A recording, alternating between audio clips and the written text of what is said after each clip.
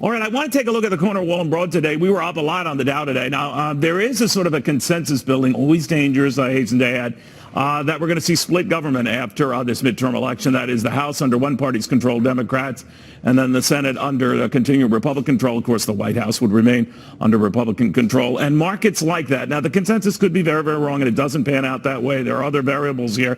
But let's get the read on how all of that would sort out for the investment community with my buddy David Asman, the host of Bulls and Bears on Fox Business Network, and market watcher Alan Nuckman. By the way, David, looking at this and these cross currents here, the first thing you have to ask is that consensus for split government. Markets like that, don't they? Markets generally prefer a split government. Gridlock is a dirty word in the world of politics, but markets find it to be enlightening because it means that they can't get stuff done. They can't spend more government money.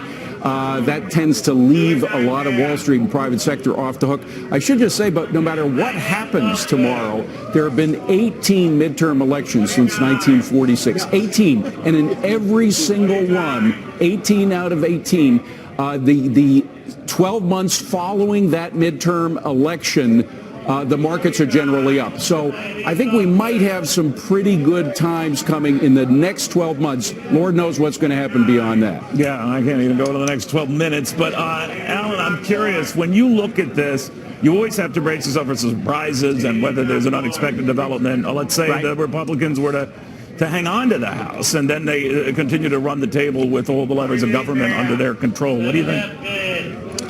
Well, I'm of the opinion that optimism wins, and you've got to be very optimistic. Obviously, David just went through that fantastic number that every single time a year after the midterm, the market was higher. So you've got to put this in perspective. We're on a very strong upward path.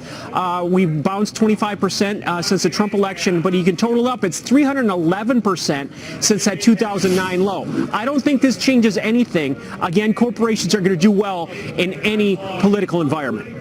Dave, one of the things that comes up a lot is the idea that there's a possibility Democrats have a surge.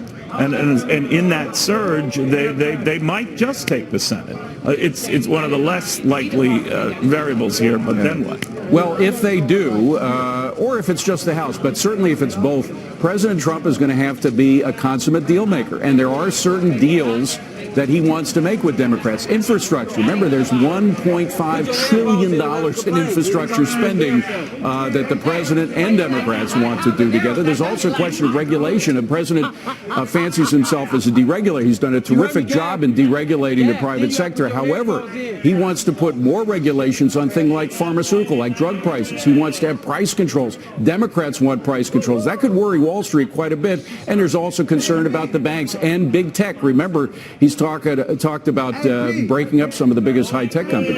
Alan, I know you're looking at the half-full glass here.